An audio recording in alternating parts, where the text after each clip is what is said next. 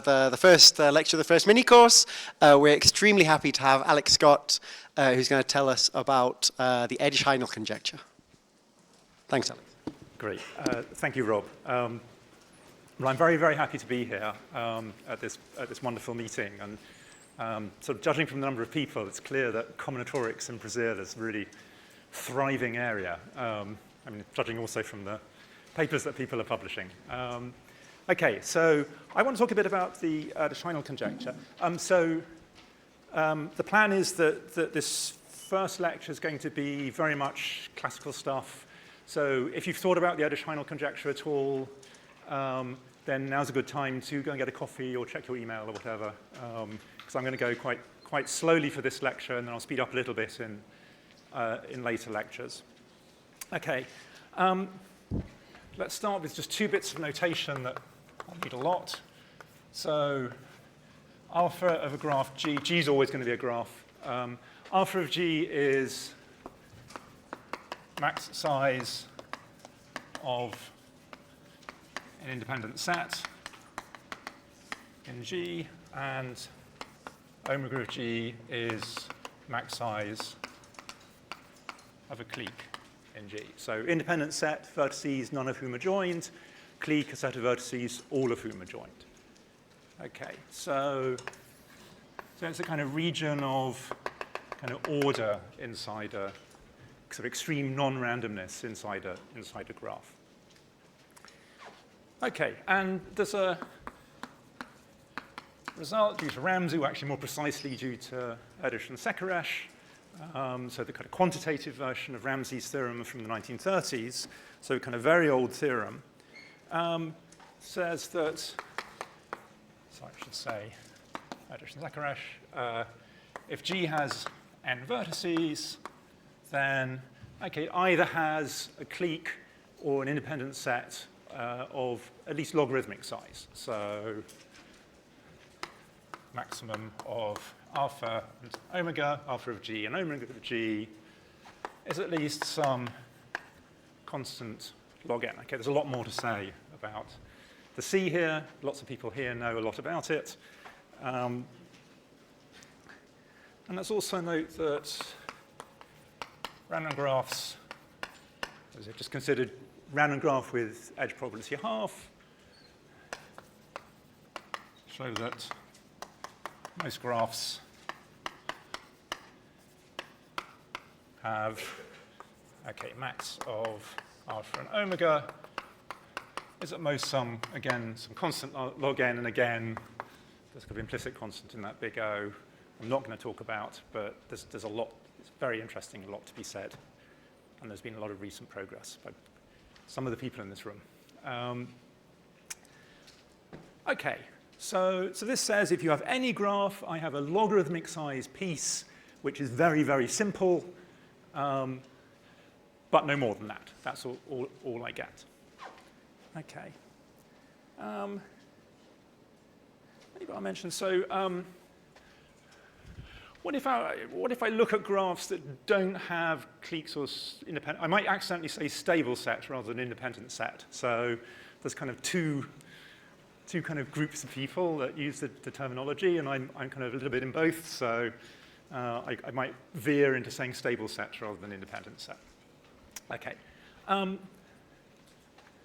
Right, so just as a kind of aside, I'll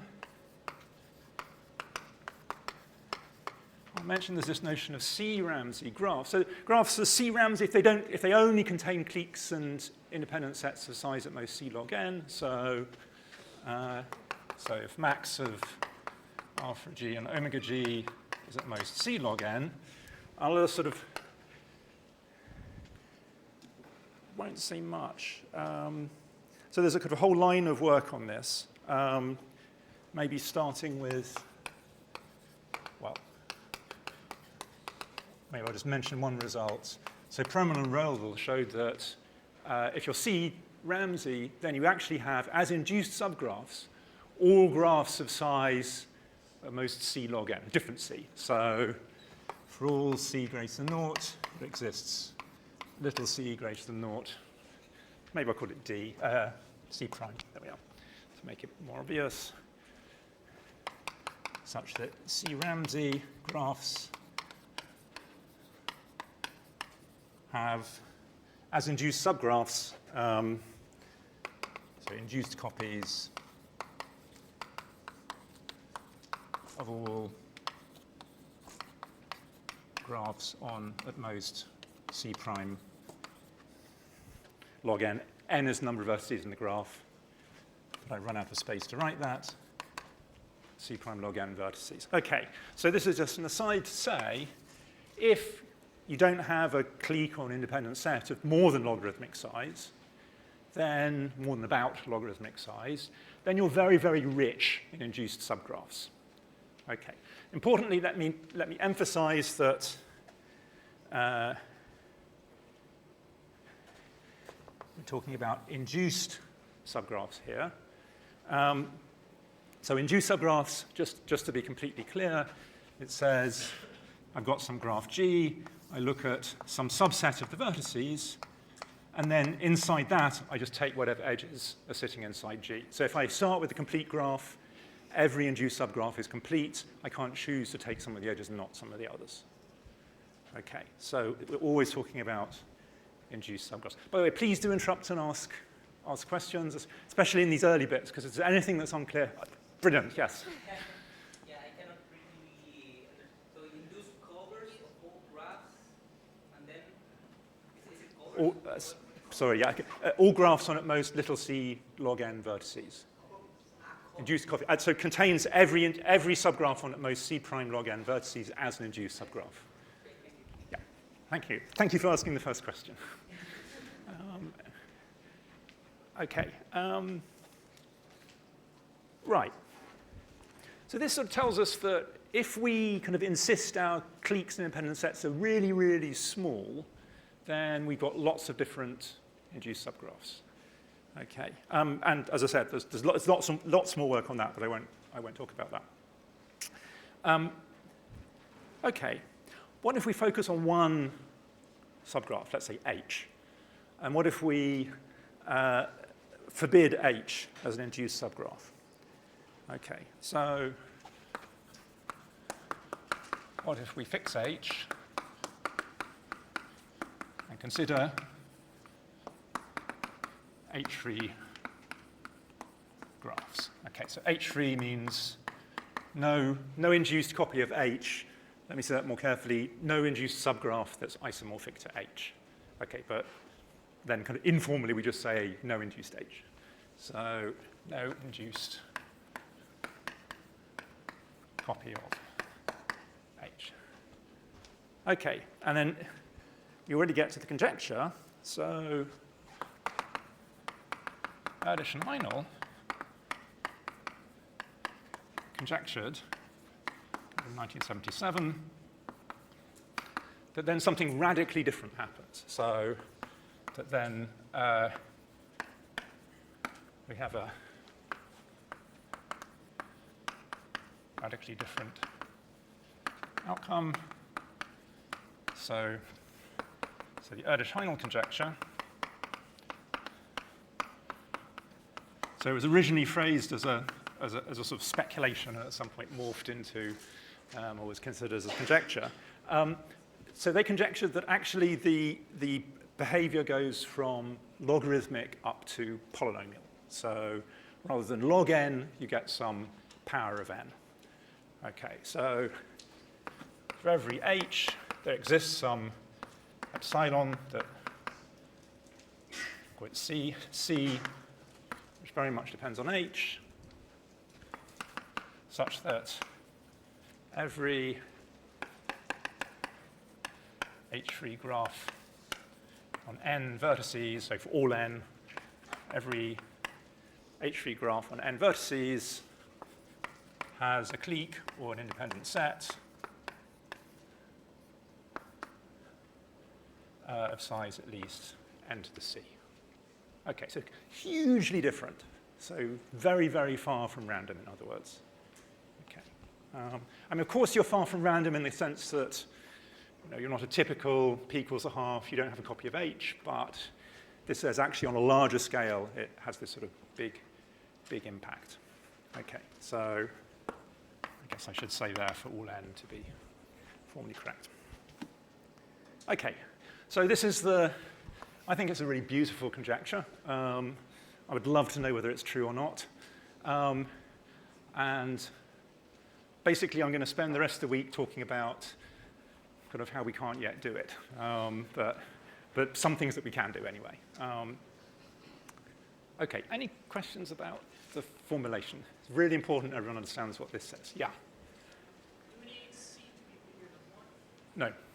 No. In fact, we need C to be less than 1 because we've got n vertices, so yeah. Bigger than 0, yeah. It's not very interesting if... But yes, yeah, so oh, sorry, yes, thank you. thank you, Vet. So bigger than 0, yes. Yeah. Do they have any number for some graphs H before the conjecture? Sorry, do I have? They have values like they make a conjecture about every graph H. Yes. They have any theorems about specific graphs that find those? I'll tell you about that, yes. Yes, so absolutely. But very few, I think, is the... sort of embarrassingly few is the okay, maybe kind of pulling something out from behind the curtain a little bit. So I'm going to try and convince you that it's exciting to prove it for graphs on 5 vertices. So that's sort of, and kind of a priori, you sort of think, well, probably not interesting, but actually it's really interesting because that's already where the problem's really hit. So. Okay, right. What H can we do it for? And when I say we, I mean they. So, okay, kind of first exercise for the audience. What if H is K2? Is it true for K2? What value is C? Right. If we don't have, good, just check people awake. So if we don't have a copy of K2, we're just a big independent set, no edges. And so clearly, so that implies G has no edges. And we can take C equals 1. So, okay. Okay. Slightly more challenging. What if H is a complete graph on K vertices? Okay, what theorem I'm about to mention? Right, Ramsey's theorem. So again, this Erdős-Hajnal version. So the quantitative Ramsey theorem. So RKL. So there's this binomial bound. What am I doing? Yeah. K plus L minus 2, choose K minus 1. So if you fix K, this is a polynomial bound. Okay, so I mean, if you're going up the diagonal case, this is growing quite quickly. This is exponential. Fix K, it's a nice polynomial bound.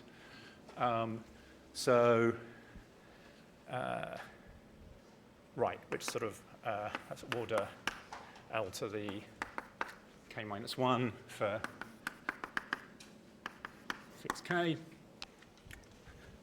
Okay, so that says if I don't have a copy of just sort of inverting it, so no KK implies alpha is something like n to the 1 over K minus 1. It's a lower bound. Okay, so we get some polynomial. By the way, I'm using the term polynomial to mean any power of n, not necessarily an integer power of n, but it's a sort of succinct way of capturing what's going on. Okay.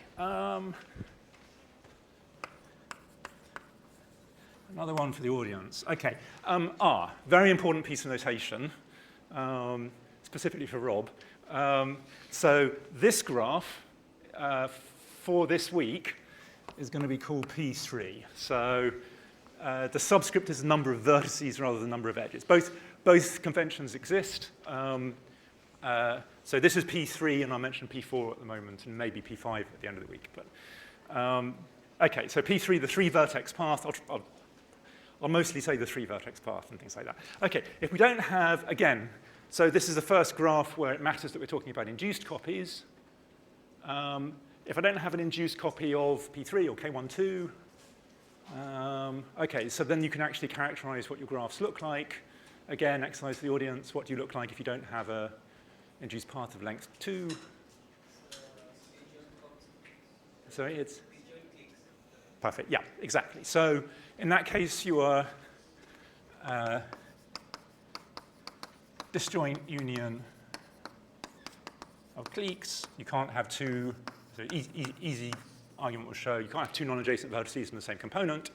And that implies, well, either you have root n cliques, in which case you pick one vertex from each and get an independent set of size root n, or you have a clique of size root n, in which case you just take that clique. So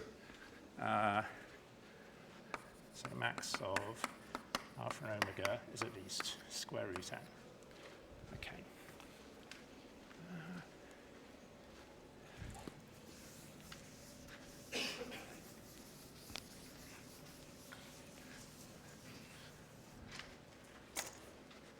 I'm a fan of when you have a problem of sort of sitting and doing a bunch of small cases, especially when it's a difficult problem. Doing the sort of small cases as an exercise is really, really valuable because pretty soon you run out of them. So it's, like going to the gym, you want some small weights before you look at the big one, if that's what people do at gyms. Okay.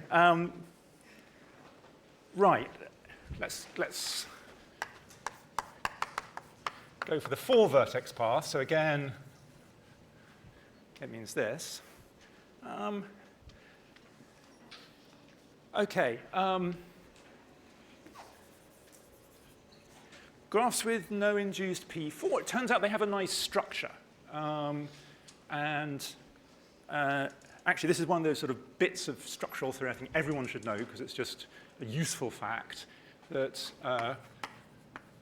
graphs with no induced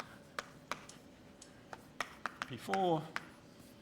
Okay, so they've been rediscovered by sort of 4 or 5 times by different authors. They're kind of very natural class. Maybe I'll note that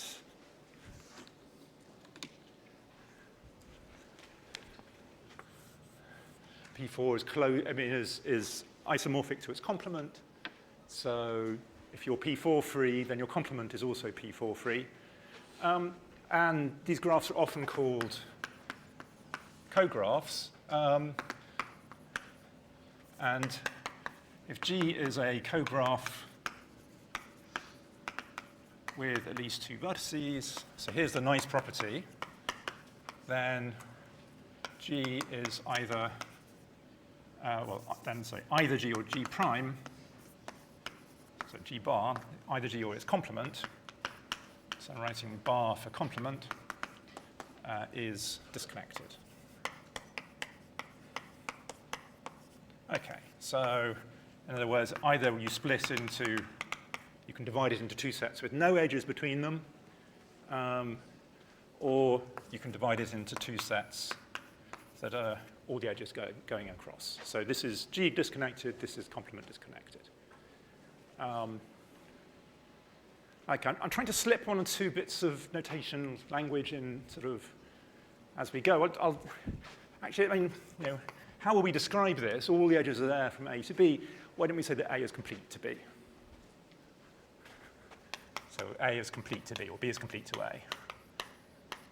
Or A and B are complete, whichever way you want to say it. Okay. What about this? It's sort of nice to have a kind of succinct way of saying that there are no edges.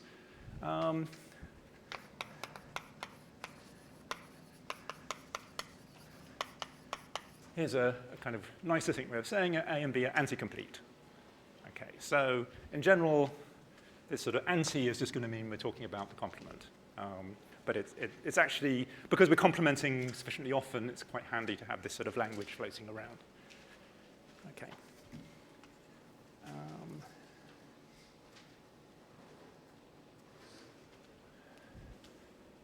Okay.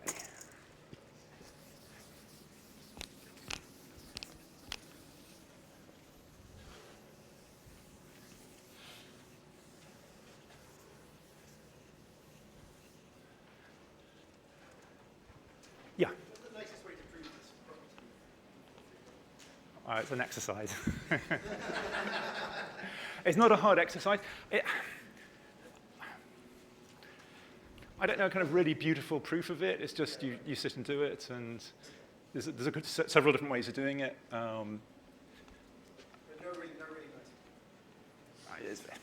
Yeah, it's not hard. So, but it's yeah.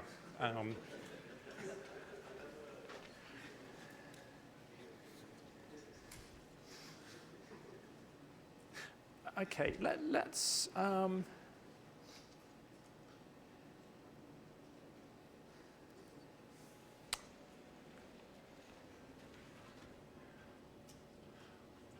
Right. Co-graphs, so I was pausing, deciding whether to leave this as an exercise, whether to prove it. Maybe I'll leave it as an exercise. But the next statement, so I mean, we got this sort of nice decomposition. Yeah.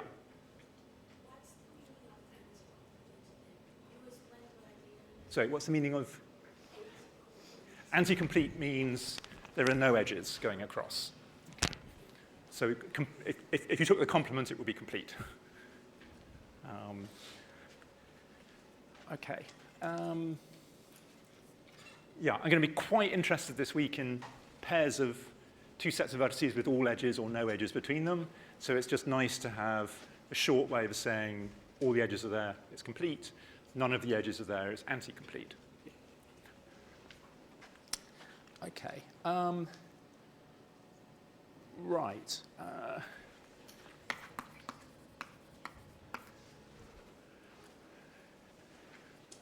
So lemma if G is a cograph on n vertices.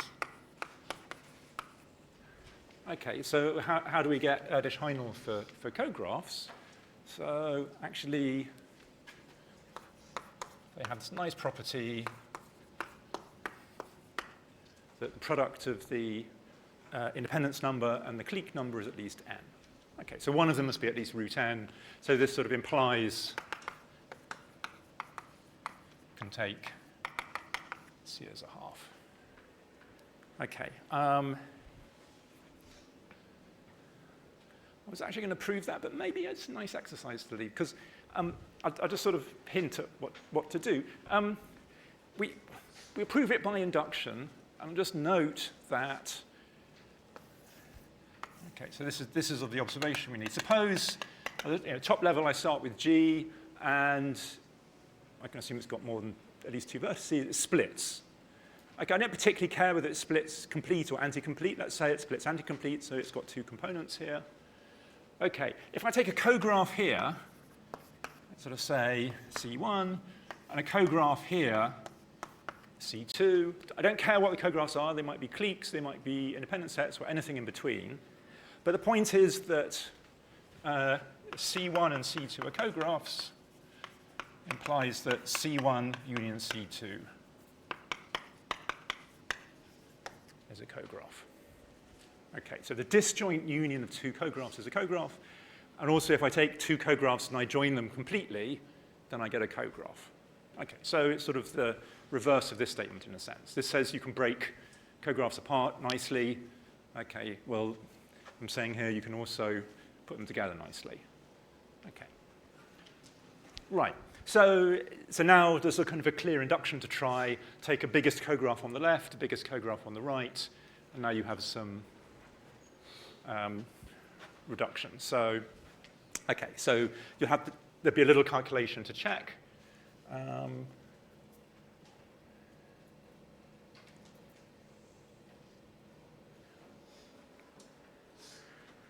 Sorry, I'm jumping to a slightly different statement. So let me walk that back slightly. This is going to be a useful observation in about 5 minutes. So this is an observation from the future. Okay, let me retry this. Okay. Assume we get an anti-complete pair. Okay, I wanted the first observation, and then we'll come back to the other one. Right, I want, what's the largest clique, what's the largest independent set? So I've got a sort of alpha 1 and omega 1 on the left, and an alpha 2 and an omega 2 on the right. So this is the thing I wanted to say. Okay, what alpha and what omega do I get? Well, I can put an independent set here and an independent set here together and get a bigger one. So alpha is at least alpha 1 plus alpha 2. Omega,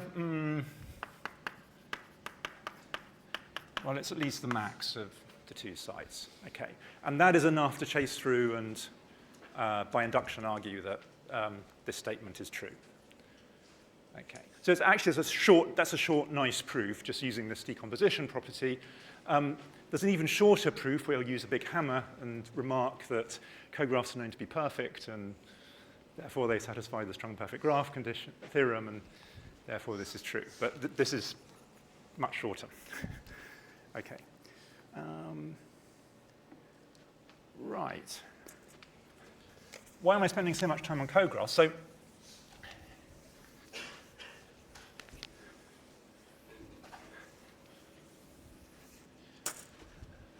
kind of nice observation here.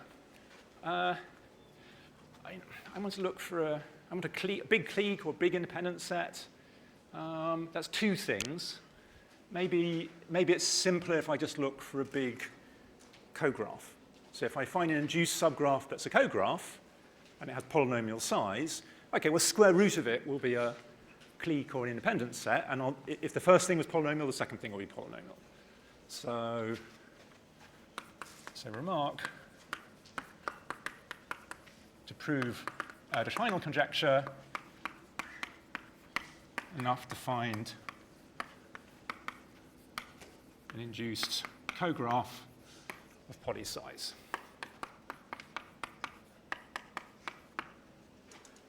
Okay. I mean, of course, it will be enough to find an induced subgraph with no that's H-free for any H, which we know the Erdős-Hajnal conjecture. But somehow this is nice because the observation that I made too early was that cographs build nicely. If you put a disjoint pair together and you have either all the edges or none of the edges, you still have a cograph. So you've got some hope of growing things. Okay. Yeah, this was an observation that was made explicitly by Jarfash and I think implicitly by Erdős and Hajnal. Okay. Right. It's going to be helpful sometimes. So you don't need to remember this notation. I'm just mentioning it to say there is a notation I'll use. So I'll use kappa G for max number of vertices in an induced cograph in G. Okay. So I know this is the same as vertex connectivity, but we're really running out of Greek letters and we need to recycle them. So, okay.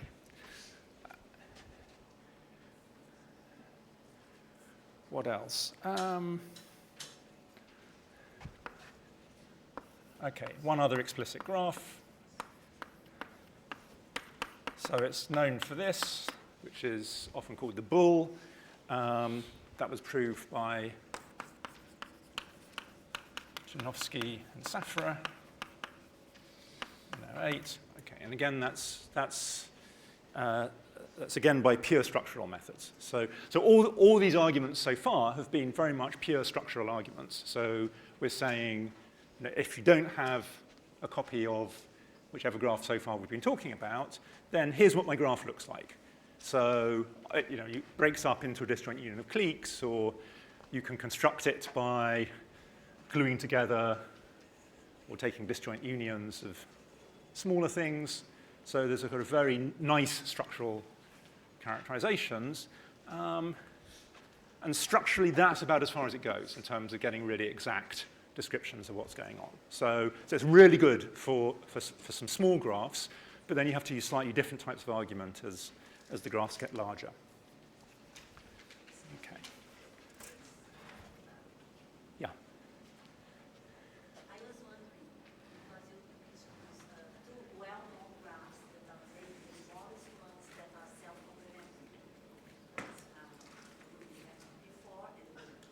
So I was wondering about the structure of both free graphs, because you said lots of things about P for free. So is there an easy way to describe this whole free? So I think Maria talks about a lot about this in her thesis. Of course, I know. There's, yeah, there are things to be said. There are some nice results. It's not as simple as the P4 or whatever. Yeah, no, I'm not. This is not easy. So I mean, there are about sort of 3 or 4 different proofs of this now, but the first one was this pure structural one.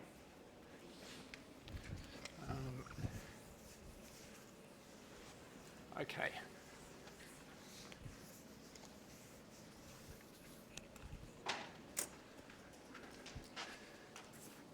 Right. Okay. What can we say more generally? So, I mean, we've done some sort of 5-finger exercises. So we got a kind of little group of graphs, finitely many graphs that we know it H, for which we know it. What can we say about the class of graphs H such that the Erdős-Hajnal conjecture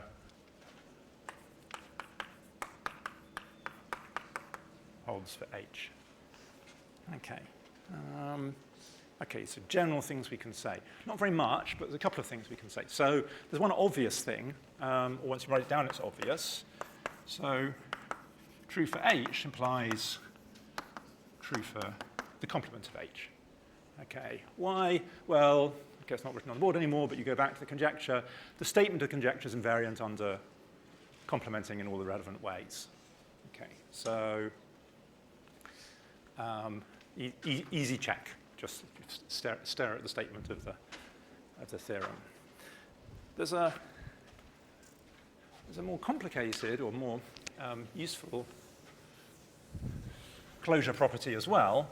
So there's one other closure property, which is substitution. So let me kind of draw a picture. To define substitution, I won't write out a formal definition. I'll just draw a picture. So here's F, here's H. And I want to define the notion of substituting one graph into a vertex of the other. So here's a vertex V. And I'm going to have H with F substituted into V. And the idea is you just take your vertex, you blow it up, and you put in a copy of F. Okay, so here, V is going to get replaced by, I will just circle in a different color. V is replaced by a copy of F. And so if you're a neighbor of V, then you're joined to everything in the resulting graph. And okay, if we'd had a non-neighbor of V, it would be joined to nothing in that graph. So just blow up and then insert. Thank you for the additional light. Okay, so this is known as substitution.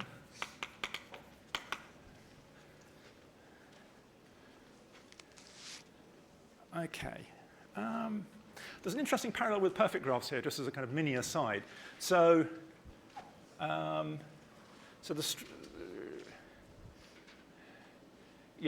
say that complementation and substitution came up in the study of perfect graphs as well. Complementation in the context of perfect graphs is not trivial. That's a theorem of Lovaas. Here it is trivial. And similarly, substitution, okay, substitution is non-trivial and different in the two cases. Okay. Right. So theorem Alon Pack and Solomoschi. So there's an influential paper of Alon Pack and Solomoschi, and they did a few interesting things in this paper, but one of them is they showed that this class of graphs H is closed under substitution. So suppose that the Erdős-Hajnal conjecture holds for F and H, and V is a vertex of H, then the Erdős-Hajnal conjecture holds for H, how was I defining it? F substituted in for V. Okay.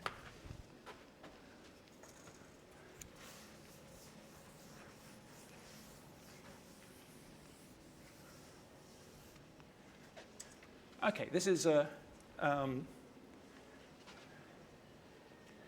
me show you the proof of this, or a proof of this. This is a nice result. You can think of this actually either as a kind of probabilistic proof or a counting proof. Let me give you the sort of 15-second probabilistic version, and then the proper counting version with details. So the key is we're going to show that, so we know that it's sort of true for H and F, and there's a constant, there's an epsilon H, there's an epsilon F, or a CH and a CF, and we want to show that for this substituted graph, it's going to work. So let's just observe if I take a random subset of size n to the delta, well, that subset better contain a copy of H, because if it doesn't, I can use the fact that Erdős-Hajnal holds for, so I'll fix some tiny delta. If my random subset doesn't contain a copy of H, then I use Erdős-Hajnal for H to say, okay, then inside this I get a clique or independent set of polynomial size. Okay, so that tells me that in fact, every subset of size n to the delta has to contain a copy of H. Okay, well, now, if I think about any given copy of H, what's the probability that it's contained? Well, pretty small. It tells me I have to have lots of copies of H. I have to have almost, actually, let's write k for the size of H. I have to have, well, not quite n to the k, but something quite close to it, copies of H. Okay, otherwise, just by my random choice, I'm going to miss them all. Okay, with positive probability. Okay, and now, okay, the proofs go the same there. You say, okay, there must be polynomially many copies of H that share k-1 vertices. They extend in lots of different ways. So this is my copy of V. I guess it'd be more convincing if so here's a copy of H, here's a vertex V, and I'm going to want lots of copies of H that agree everywhere except for V. Okay, and again, if I can get polynomially many copies of these, so sort of some n to the eta copies of those, then I apply Erdős-Hajnal for F and say inside this, either I have a polynomial size clique or independent set, or I get a copy of F. And now exactly I have H with F inserted at V. Okay, so that was very quickly a sort of way of phrasing it probabilistically. Let me say it more carefully now in the kind of counting argument.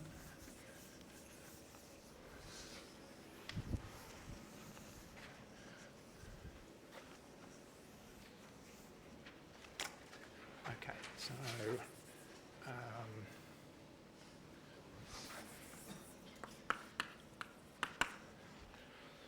okay.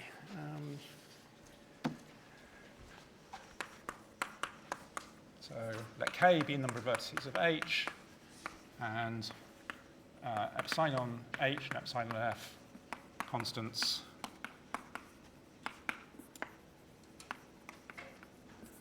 that work for H and F respectively. Okay, so we know Erdős-Hajnal. And then let's pick some delta, not the same deltas I have there necessarily.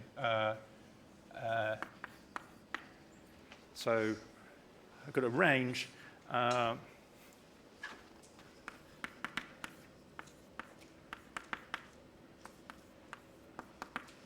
Okay, some function of epsilon F and epsilon H. Again, let's not worry about exactly what the numbers are. It's just the thing that, this is the thing that's been kind of optimized to come out at the end.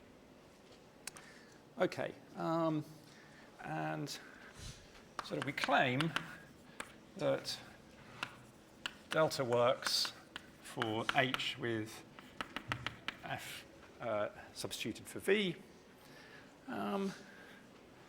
Well, at least if n is large. So I don't have to worry too much about what happens if n is 17 and I've got all these kind of small numbers. So let's say n is at least n0. And let's note it's always sufficient to prove Erdős-Hajnal for sufficiently large graphs because you can then adjust your constants to make it work for everything. Okay, so you could state Erdős-Hajnal in a kind of alternative way where you say some constant times n to the c rather than just n to the c. It's equivalent, okay, and essentially up to the same constants. Okay, right, so it's just going to be about proving this claim. Okay, so let G be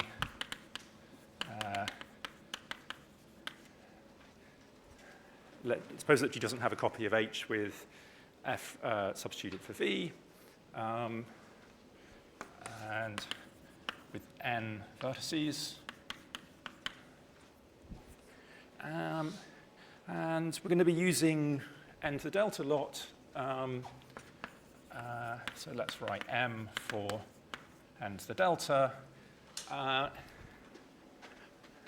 Okay. Just because time is going quickly, I'm going to cheat a tiny bit. So I should really have a ceiling here to make this perfectly accurate. I'm going to ignore the ceiling. So, and you can just run through this and put floors and ceilings in as appropriate. But I'm not hiding anything here. I'm just reducing the number of keystrokes or chalk strokes. Right. So let's note that every set of M,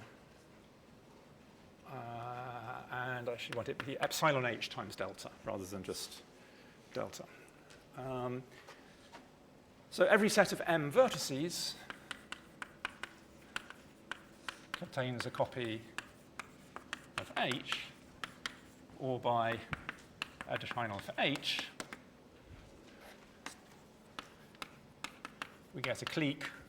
So just applying it to the subgraph induced by that set. So we've got our graph G. We've got some subset of size n to the delta. So that has a clique or independent set.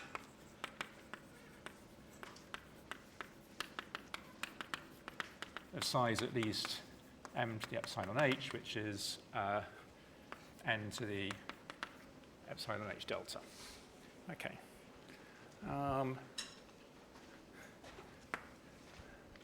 And then we're done because we've got the clique or independent state we wanted. Okay, so every set of size m contains a copy of h. This is going to be a double counting argument. So every set of size m contains a copy of h. Now let's go the other way and say if I take a copy of h, how many sets of size m is it contained in? So every copy of h is contained in exactly. So I've got n minus k, choose m minus k. So yeah. Yeah, I had a question, maybe it's a bit dumb, but your claim is that, you updated the claim, sorry, epsilon h delta. Yeah, so this is this is the, yeah. Yeah, I corrected the epsilon h here to get there. Yeah. I think I missed what's M0. Sorry, what? N subgrid 0, 0. Oh, it's just n0 such that. It's just some constant, some large constant. And it's just large enough so that we don't have to worry about the sort of estimates we're making when we do things like this.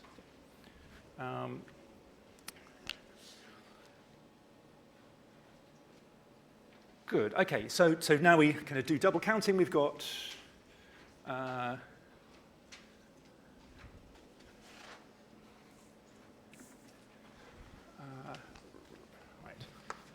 sets of size m. So every copy of h is contained in n minus k choose m minus k sets of size m. So the number of copies of h is at least. Okay, so I've got n choose m sets of size m that I have to satisfy.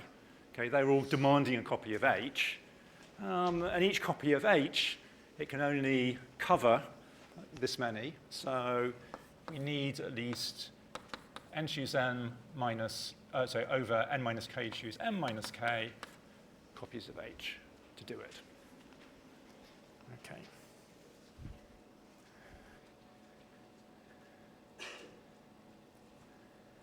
Okay.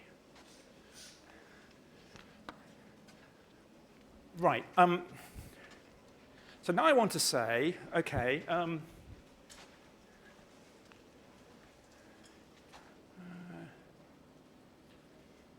yeah, I'll sort of simplify that in a second. Let's do it all in one go.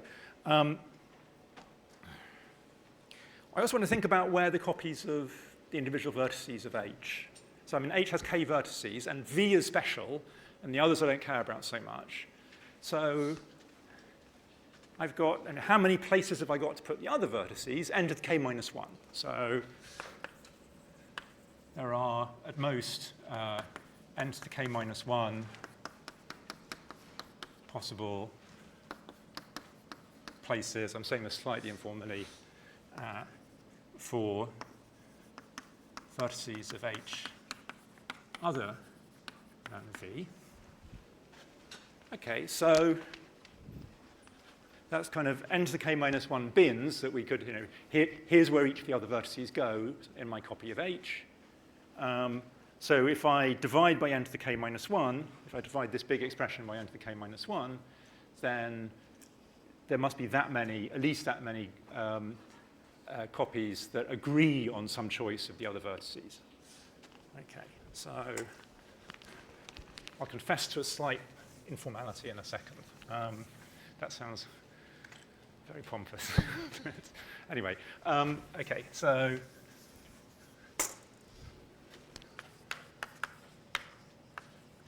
the sum choice for the other vertices that extends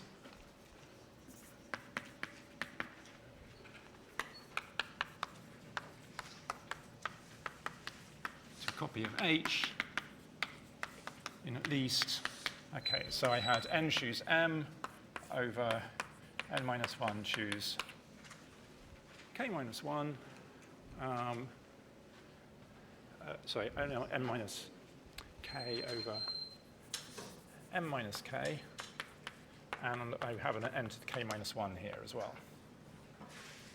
Okay, so there's some copy of H minus V and a set of at least that size so that I can add anything here and I get an induced copy of H. Okay. At least that many ways. Where am I being a bit informal here? So if I'm being really formal, I should sort of think about what do I mean by copy? Do I mean just something that's induced copy, or do I think about the exact embedding? So do I worry about isomorphism? So you can either tidy that up properly, or you can just say it's only a constant factor, and constants really don't matter in this world. So, okay, so I'm being a bit loose, but I'm just sort of flagging that, but let's not worry about that. Okay, so how big is this? Okay, let's let's do the n's first. So n minus 1 down to n minus k plus 1. So that's at least that on the top. Something similar with m on the bottom. I'll just bound that by m to the k. And I've got n to the k minus 1, which I'll hold on to. Right, and n minus 1 down to n minus k plus 1, they're all very close to n. So again, assuming n is nice and large, I get n to the k over m to the k, n to the k minus 1, which is half of n to the k. Okay, half of n to the k over m to the k, n to the k minus 1. So there's k terms here. I've just approximated them all by n. So I get n over m to the k. What was m? M was n to the delta, so that's n to the 1 minus k delta. Okay, so the point is we get n, and there's a polynomial factor in m, and I chose this m, this n to the delta, small enough so that it wouldn't kill this term of n at the end. Okay, so now applying Erdős-Hajnal for f among these vertices, either we get a clique or stable set, a clique or independent set.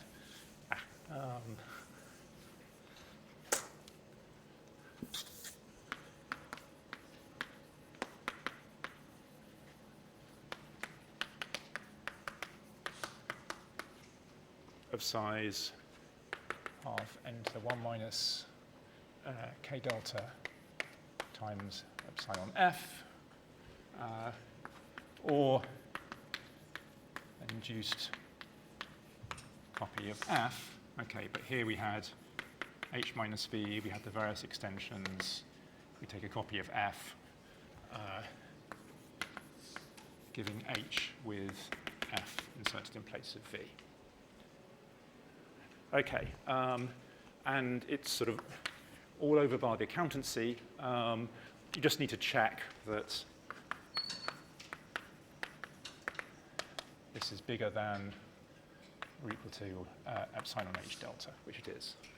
Okay, that was the reason for choosing this particular bound. Okay. Okay, but again, I want to emphasize the idea is very, very simple, very nice. It just says, I know that every subset of small polynomial size contains a copy of h. I use that to show that there's some copy of h minus v that can be extended to a copy of h in polynomially many ways, and now I'm done. Okay. So this is the key thing, that we have a copy of h minus v that has polynomially many extensions.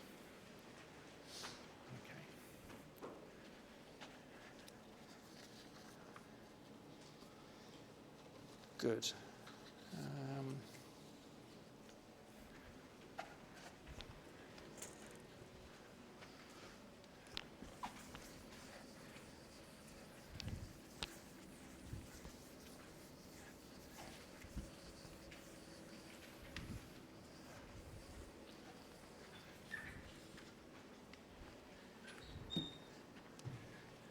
Great.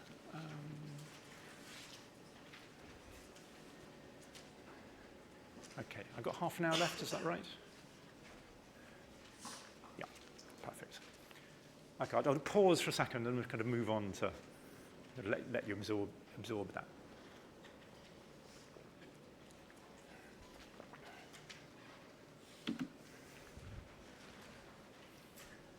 Okay, yeah, this is a really nice argument, I think. It's a very, very pretty and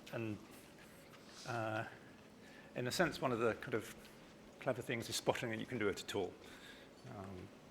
Because you have to realize the numbers are going to work. Okay. Yeah. Is this argument, you said that 5 vertices is important. Is it because of this argument now there would be many types of graphs if we show the 5 vertices?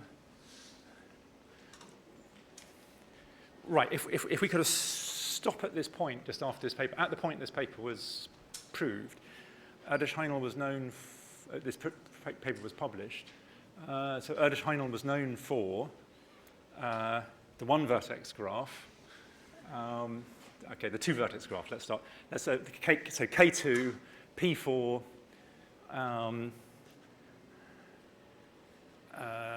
I've never got my ordering right, I think maybe the ball was later. So K2 and P4 and everything you can get by closure and now substitution, and that was it. So kind of two basic graphs. Actually, you can, if you allow dropping to induce subgraphs, you get everything from P4. So you start with this really tiny class of graphs plus a really short list of one graph plus everything you can get by closure. Then you add the bull. And then for a long time, that was all that was known. So It's really, getting off the ground at all is difficult. This is nice because it gives kind of lots and lots and lots of things. So it was also known for complete graphs, complete bipartite graphs, but this sweeps all of this under the heading of, so complete bipartite graph, for example. Well, okay, so complete graph first. That comes from K2 just by substituting in K2 repeatedly. Complete bipartite graph comes from taking K2 and substituting an independent set into one end and an independent set into the other end. C4 was the picture I drew. Okay, but that's a special case of a complete bipartite graph. So it does sort of enlarge it significantly, but you're still very restricted in your structure. Okay.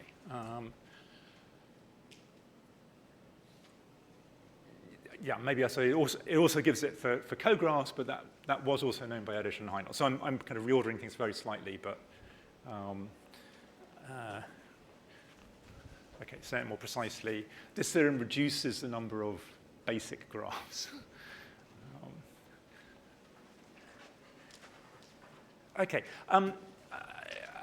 Another thing that Alan Pack and Solomashi did in this paper,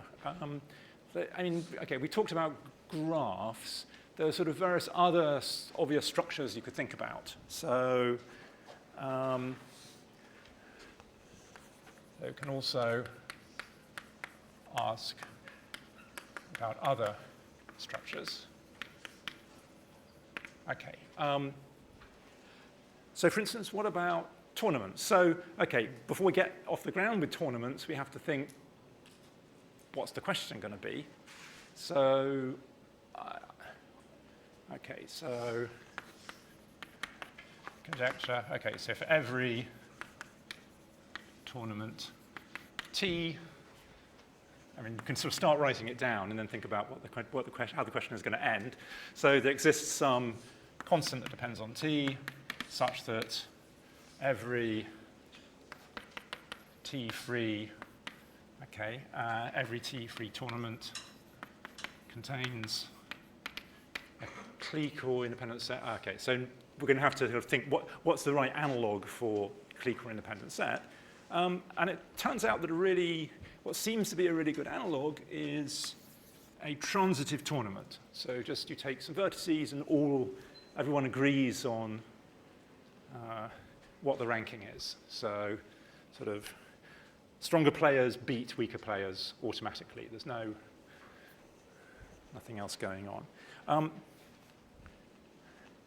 It turns out actually if you think about transitive tournaments as being your kind of analog for independent sets or cliques, there's some quite interesting problems about tournaments and coloring and partitioning or whatever. But in particular, Erdős-Hajnal is interesting for tournaments. So contains a transitive subtournament now of polynomial size.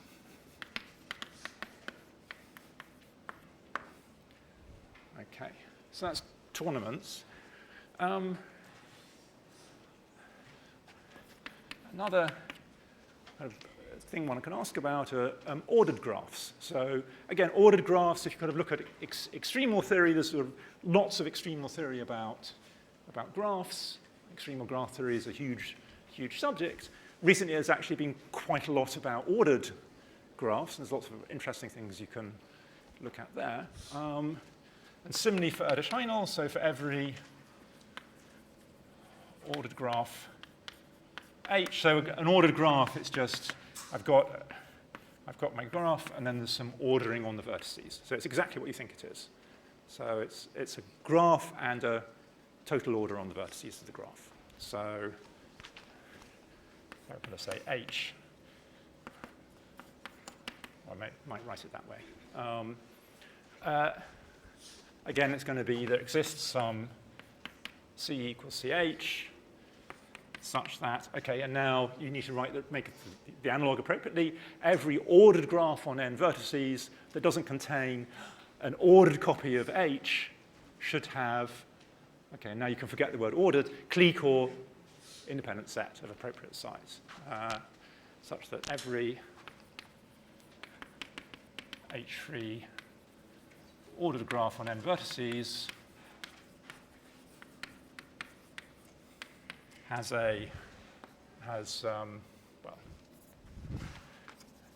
I'll write it this way, max alpha omega at least n to the ch. This actually be in CT.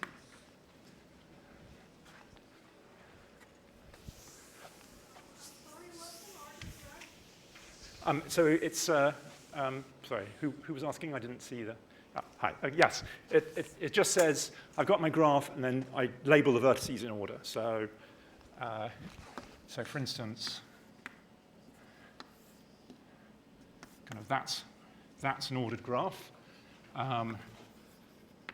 That's another ordered graph, and these two are not isomorphic because the order is different. Okay. Is it clear? Yeah. Okay. Okay.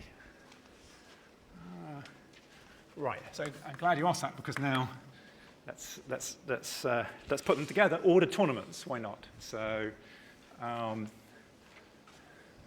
So for every ordered tournament, so again, it's just a tournament with, together with some ordering on its vertices, and it's going to be the same statement. So there exists some constant depends on t. Okay, and sorry, I should be putting all of these greater than naught by hoping you all assumed that. There exists ct greater than naught such that every, again, I'll call that T with an arrow. Every T-free ordered tournament on n vertices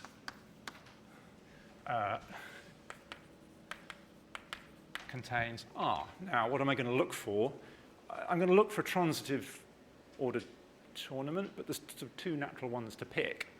And there's an increasing one and a decreasing one. So contains something increasing or something decreasing of size at least n to the, I assume I got it at C. Yeah, I got it at C. Okay. And, okay, so let me say these two are really interesting problems. Maybe this is a less obviously interesting problem, but it's sort of one that you write down because it fits neatly in with the others. So there's less of a literature on ordered tournaments, but both of these questions are very interesting. Okay. Okay. Right.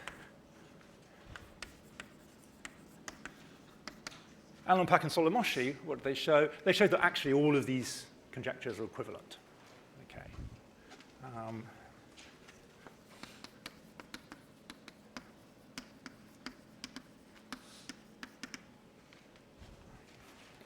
Right.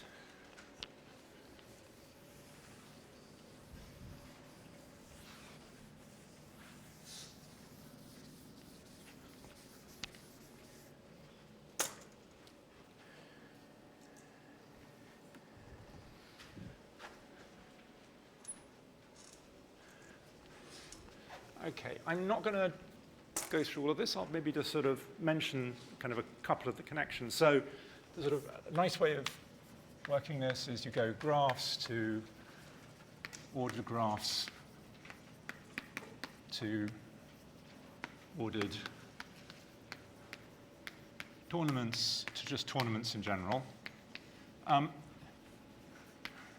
Okay, as I said, kind of the first, second, and fourth are all really interesting, and the third makes up a nice chain. So, okay, so on the other hand, I don't want to say, you know, if people are really interested in this, fantastic. But, okay, so there's sort of three equivalences to mention. And I'm just going to comment a little bit on them. So 2 actually is immediate. So there's really nothing going on. What's the difference between an ordered graph and an ordered tournament? So there's actually a correspondence between ordered graphs and ordered tournaments. Yeah,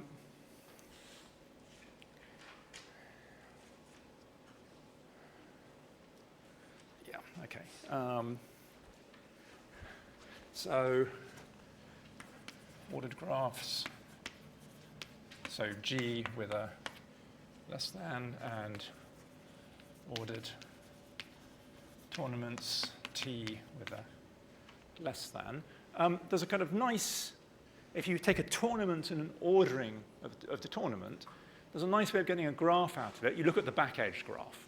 Okay, so we're on some vertex set, let's say 1 up to n as our vertices. And now for I less than j, we'll have an edge of our ordered graph corresponds to the edge ij being oriented from, okay, forward edge graph, doesn't matter. Back edge or forward edge, you choose. Okay, that's j to I, but it's just a matter of what convention you want to follow. Okay, and a non-edge corresponds to I less than j. What does a clique correspond to on the left? Well, that just gives you a transitive tournament pointing to the left, and independent set gives you an increasing subtournament. Okay, so there's just this very nice, there's a one-to-one correspondence, and you can quickly check that works nicely.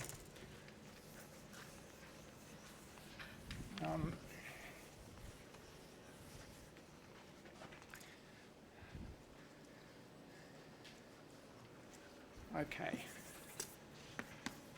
For one,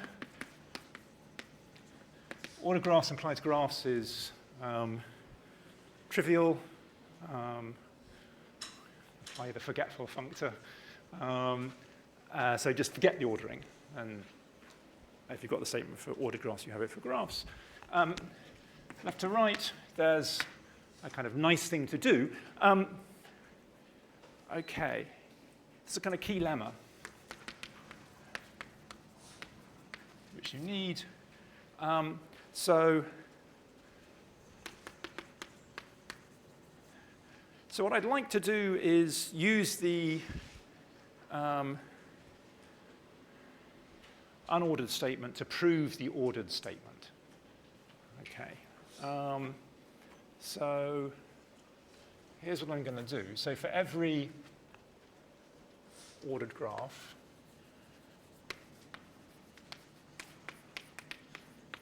okay, so I'm just going to state the lemma, but I'm not going to give the details. There is an unordered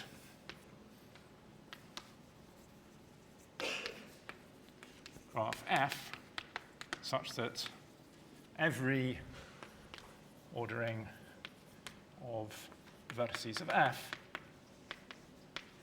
contains a copy of H. Okay. So the idea is that, yeah. Yeah, I have a question about the trivial part. Yeah. So the graph you're batting, it's also ordered, right? So whenever you're like in the ordered setting, whenever you're H3, like the underlying graph might not be H3 as well, right? It could have a copy of H that is in an incorrect order, or am I talking nonsense? So suppose we know the statement for ordered graphs. Okay, I've got some graph H here that I'm interested in. I'm just going to pick any ordering of H, just an arbitrary ordering of H, and now use the statement here. So I take any, so now I take any graph, pick any ordering on it. Either I get a big clique or independent set, or I get an ordered copy of H, and now I forget the ordering and have a copy of the original graph. Yeah, so there's a little chasing around to do. Okay, so back to the key lemma. So what does this say? So I've got my, rather than using H, which is the graph I'm going to want to, ordered graph I'm going to want to prove things for, I'm going to work with some larger graph F, an unordered graph F, and it's going to have the magic properties that however I order the vertices of F, I'll get a nice copy of H with the vertices in the order I want. Okay. And I claim that once you have that key lemma, the proof just goes through. So to prove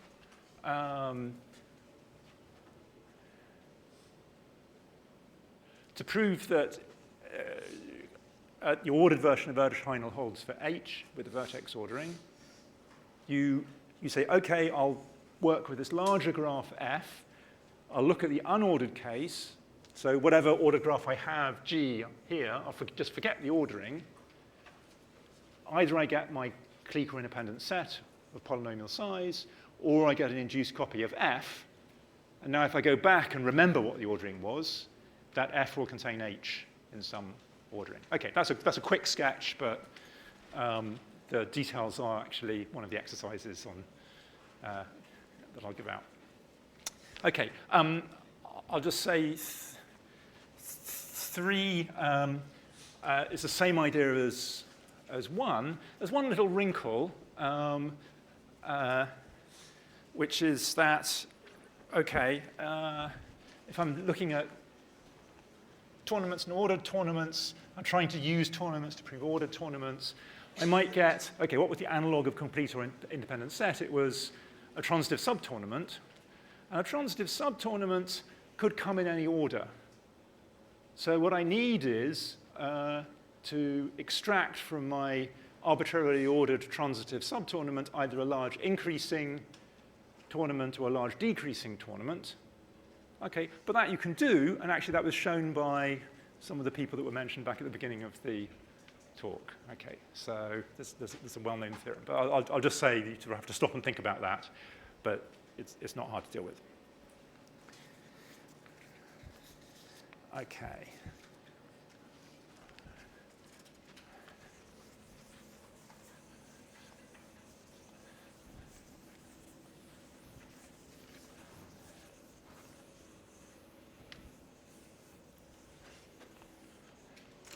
Yeah, and I should say this key lemma, if you're used to these things, either if you're used to the probabilistic method or you've played around with Ramsey sorts of things, then this is probably a familiar type of statement. If you haven't seen it before, it's actually a really nice thing to prove. OK. You probably do want to use a probabilistic argument. Right. OK. So I said, OK, here's a kind of class of graphs which it's known. There'll be some more that I'll add later in the week. But to the point we've got to, that was everything that was known. What about going the other direction? So fixed in H, how well can we do? So how well can we do for arbitrary H? So Erdős and Hajnal. So theorem Erdős and Hajnal. For all H, there exists some positive constant such that every H3 graph on n vertices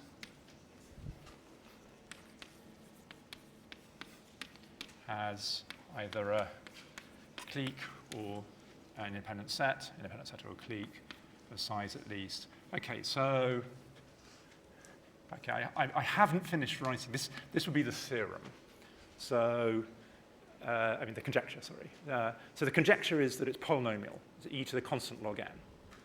OK, but they didn't prove that. They proved constant root log n. OK, so if you're living in the log n world, this is absolutely huge. If you're living in the polynomial world, this is tiny. It's sort of, in some sense, halfway in between, or that's a kind of misleading thing to say. Yeah, maybe the other comment I'm going to make, when you're dealing with these sorts of things, so we're really, really used to dealing with polynomials. You know, I've got lots of intuition for polynomials. I've got lots of intuition for exponentials.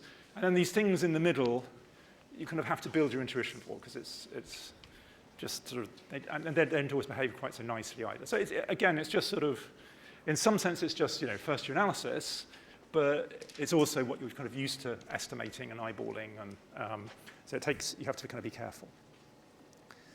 Okay, I'll remark we can actually do slightly better than this.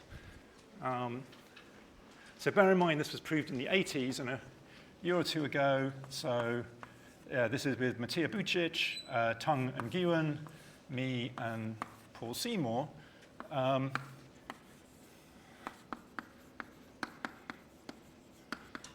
we managed to improve the bound by getting an extra root log n in the exponent. Okay.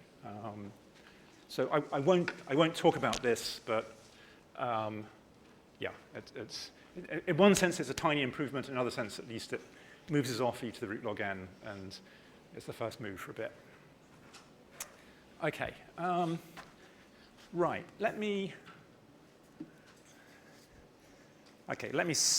I'd like to sketch the proof, but I'll do it in slightly less detail than I'd intended. So,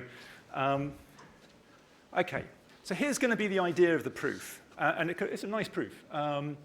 It's a nice proof with some nasty numbers in the middle.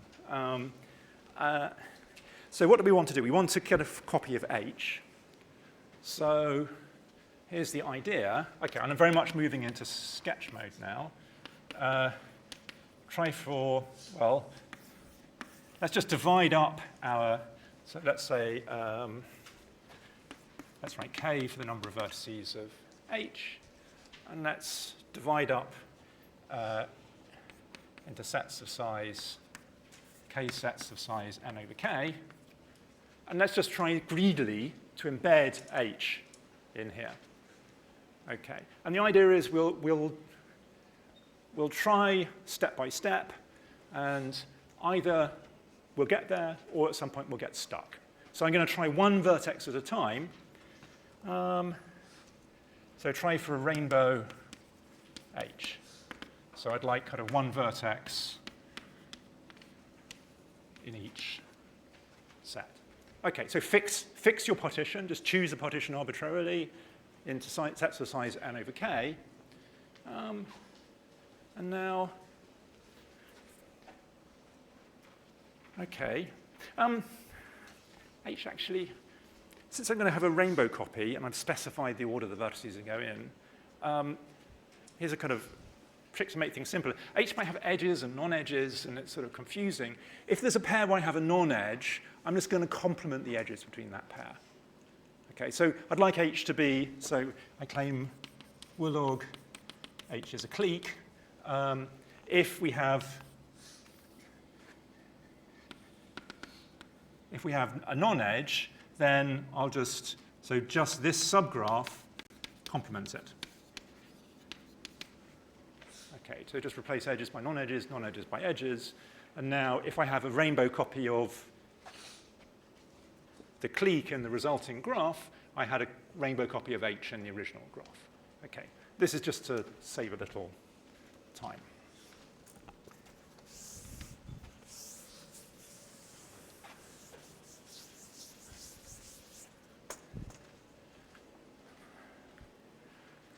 Okay.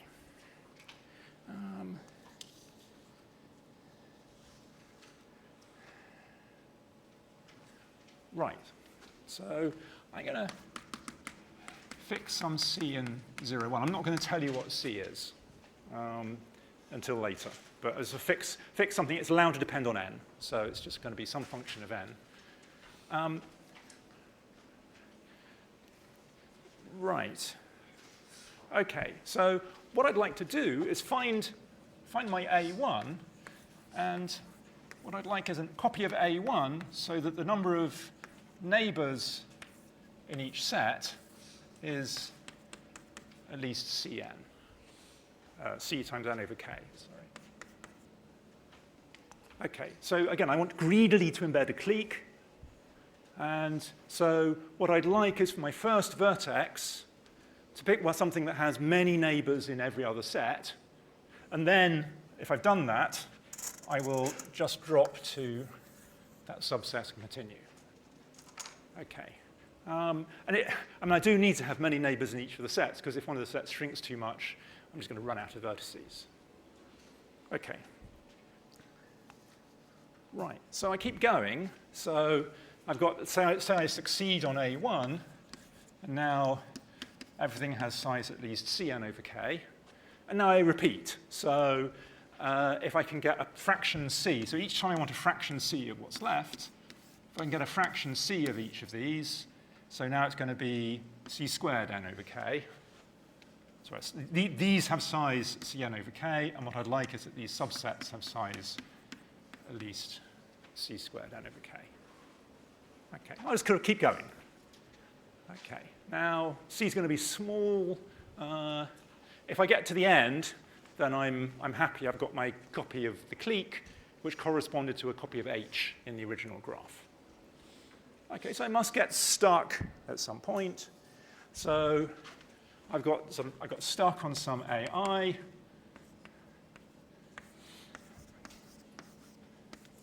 So these are at least C to the I minus 1 n over k in each. So that's sort of the fraction I've got left. So they shrink by a factor at most C each time. Okay, but now this vertex is, well, every vertex here is sparse to somewhere. Nobody sees a fraction C of any of them. So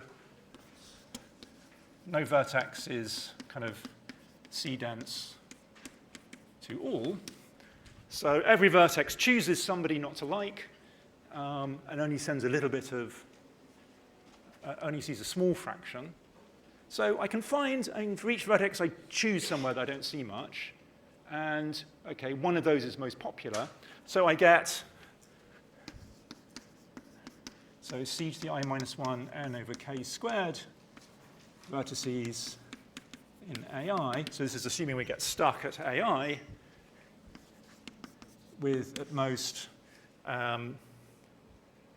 C to the I n over k neighbors in AJ. Okay, so I picked J to be the most popular, unpopular set. So the set that's unpopular for the largest fraction of AI. There are fewer than k choices here. So 1 over k of this, in other words, C to the I minus 1 n over k squared. But I mean, this is just a small constant anyway, so we don't really care too much. So kind of a big set of vertices in A that don't see too much of B. Okay, what is this? This is a sparse pair. Okay, and this idea is something that comes up a lot. You look for dense pairs or sparse pairs. Okay, I'm watching the clock. I want to get through enough of the proof that I can leave the rest of it as an exercise. So this is the, okay. So now strategy.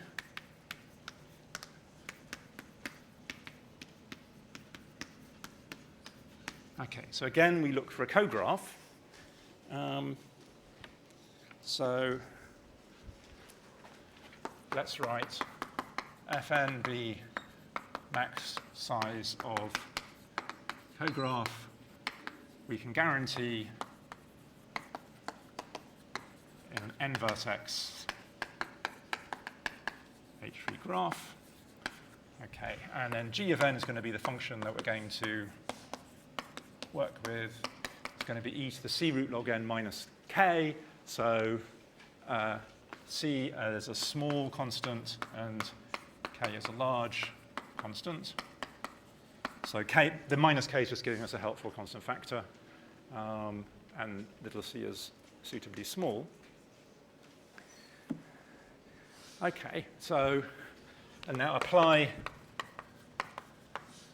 the argument above with, so the value of c I'm going to pick is 1 over 2 g of n. Yeah? I think you're using c for two different things, right? There's the c, which is the density, and the c, which is the constant of the exponent. Yes, thank you. Let's make this alpha. Thank you. Well spotted.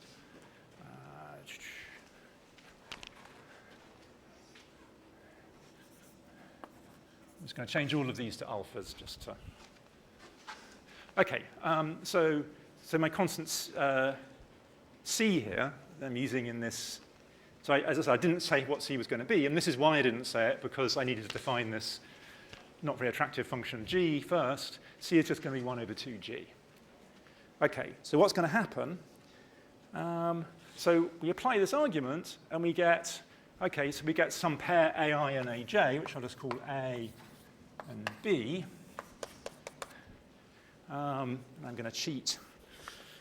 So a is at least c to the k n over k squared. B is at least c to the k n over k. Okay, I had c to the I and c to the I minus 1, but let's just throw in k.